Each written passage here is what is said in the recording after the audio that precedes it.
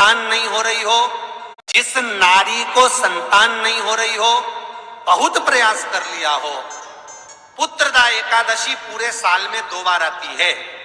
एक श्रावण के महीने में आती है, दूसरी पोषादिक क्रम में आती है। पुत्रदा एकादशी होती है, ये संतान की वृद्धि करने वाली होती है। शंकर जी के मंदिर में जाकर, भगवान शिव के मंदिर में पूजन करके घी का 1 कटोरी में घी और 1 कटोरी में खीर शंकर के सामने रख देते हैं। भगवान शंकर के मंदिर पर चौखट पर घी का दिया लगा देते हैं।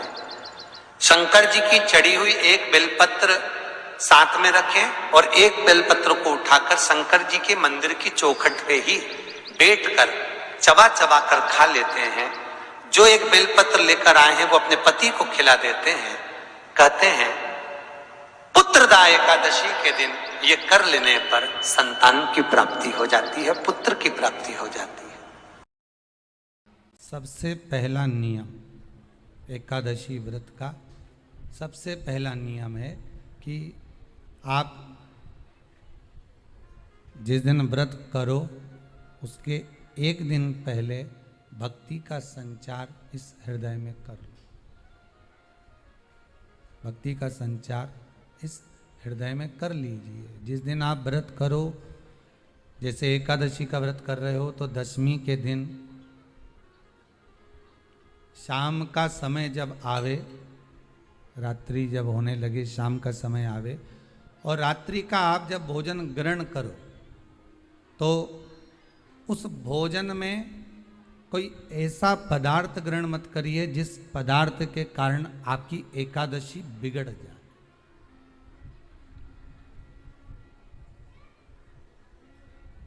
कोई बेकार भोजन हमें ग्रहण नहीं करना। श्रेष्ठ भोजन ग्रहण करिए दशमी के दिन। और एकादशी का दूसरा नियम बहुत ध्यान से सुनिएगा। जिस दिन आपकी एकादशी का व्रत हो उस दिन प्रयास करिएगा कि अपने हाथ से किसी भी वृक्ष की कोई पत्ती टूटे ना। अपने हाथ से किसी भी वृक्ष की, पौधे की, किसी भी वृक्ष की पत्ती अपने हाथ से ना टूटे। बहुत ध्यान दीजिएगा महाराज। एकादशी का ये दूसरा नियम है कि अपने हाथ से किसी पौधे की, किसी वृक्ष की, किसी डाली की कोई पत्ती टूटे ना, कोई पत्ती ना टूटे, इसका प्रयास करिए।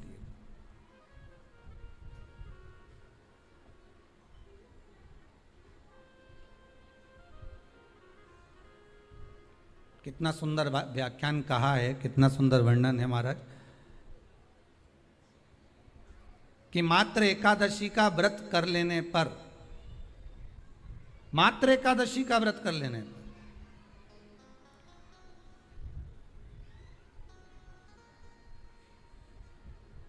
जो पूर्व में किया गया हमारा पाप कर्म है, हमने किसी जीव की हत्या करी है, हमने किसी को कष्ट प्रदान करा है, हमने किसी को अपशब्द कहा है, हमने किसी को ताने दिए, हमने किसी को आड़ा टेढ़ा कहा है, हमने किसी को गालियां दे दी है, मात्र एकादशी का व्रत ही कर लेने पर ये सारे जो दोष हैं वो समाप्त हो जाते हैं।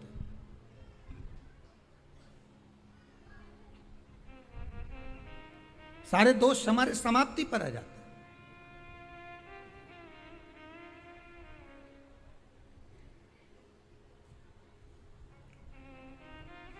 अब एक विचार करिएगा थोड़ा सा अपने मन में, अपने चित्त में, अपनी वृत्ति में एक बात उतारिएगा। एक अपने मन में एक बात को उतार कर रखिएगा कि आप अपने पाप को, अपने पाप कर्म को जिस दिन क्षीण करने वाले हो, समाप्त करने वाले हो, अपने पाप को आप जिस दिन समाप्ति पर लेकर जा रहे हो, तो उसके 1 दिन पहले आपको प्रसन्नता होना चाहिए कि नहीं होना चाहिए कि कल मेरा पाप कटने वाला है, कल मेरा पाप समाप्त होने वाला है, जो मैंने पाप कर्म करा है वो समाप्त होगा, जो मैंने पाप कर्म करा है वो कल समाप्त हो जाएगा। तो 1 दिन पहले आपके चेहरे पर प्रसन्नता हो कि ना हो?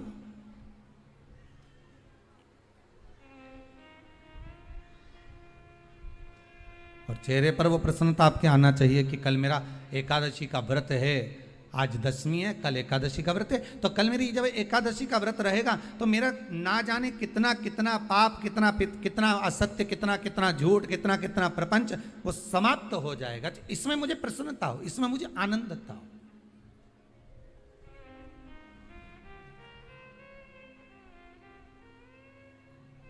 तो क्या कहा गया कि प्रयास करिएगा कि एकादशी के दिन कोई वृक्ष की, कोई डाली की, कोई कोपल की कोई पत्ती ना तोड़ी जाए। क्यों?